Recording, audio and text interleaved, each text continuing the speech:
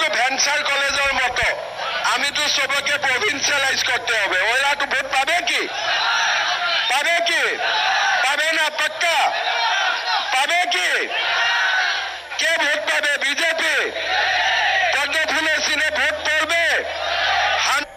Assam police 10 October আৰু নতুন vacancy লাগে। তই দৌৰি আছ?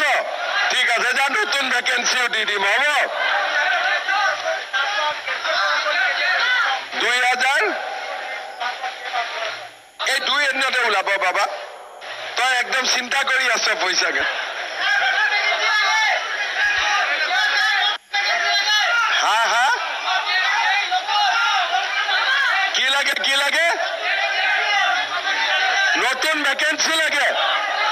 আরে নতুন ভ্যাকেন্সি নভেম্বর মাহত সব ওলাই যাব। তই খালি দৌৰা প্ৰেক্টিস কৰি থাক। কামান্ডো বাপৰে, ই কামান্ডো হৈ আছে। কামান্ডো সঁচা হ'ব পাৰিবি? তোৰ হাইট কিমান আছে? ঠিক আছে, ৰাতিপুৱা দৌৰ।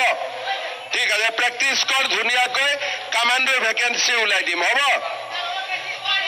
অলপ বেছি দিব লাগে। এতিয়া কামান্ডো ভ্যাকেন্সি বেছি ওলাব যদি মোক কামান্ডো বনাই দিয়।